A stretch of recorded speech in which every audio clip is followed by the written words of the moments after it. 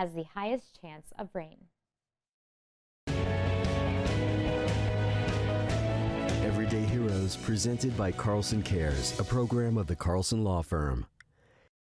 The Fort Worth Stock Show and Rodeo is underway in North Texas. For more than 2 weeks, visitors and competitors will flock to Funky Town for livestock, horse shows, and everything else in Texas. Yeah, Blessing Iwachuku shows us the special event that actually helped kickstart the festivities, as well as the riders who say it helped improve their mental health in this week's Everyday Heroes.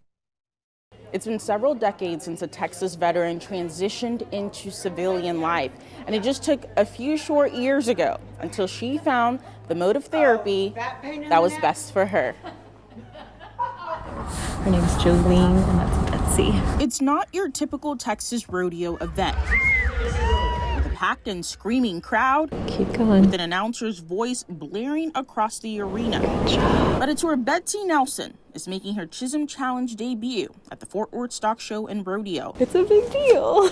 I've been at Equine for 3 years, and it's been a beautiful transition for me. She and the other riders you see at this horse show have a disability. All right. For Nelson, her battle is with an unseen opponent. And I'm sure that there are veterans out there that know exactly what I'm talking about. We don't want to face it. We don't want to think about it. We don't want to talk about it. Matter of fact, when I left the military, I got rid of everything that I owned that reminded me of the military, because I just did not want to think about that stage of my life anymore. The Navy veteran may have parted ways with her military memorabilia, but not with the post-traumatic stress disorder she says she gained from 8 years of service and 2 deployments in the Middle East. It's a cross all the way, right? When she left the Navy in the late 2000s, she was originally prescribed medication for her PTSD. So I was looking for alternative therapies, and equestrian therapy came up.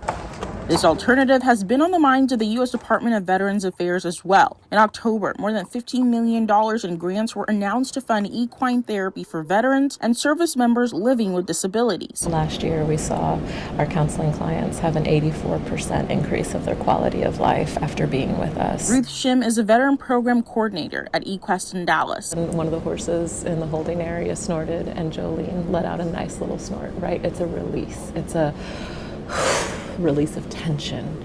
It softens, right? And so when we get to do that with them, a horse's electromagnetic field is 4 to 5 times larger than a human's. So they know our heartbeats coming into it. They know where we're at.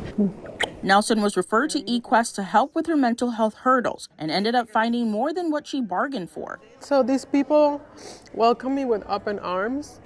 No judgment at all. The Puerto Rican-born veteran found her new Texas family, her home away from home, helping her navigate her mental health. I love it. One horse hoof at a time. That was so good. In Fort Worth, Blessing Iwachuku, Spectrum News. Money from the more than $15 million in grants will also be used for adaptive sports and recreational activities. Equest says it's the first therapeutic horsemanship center in Texas. The funds are how veterans like Nelson can get equine therapy for free.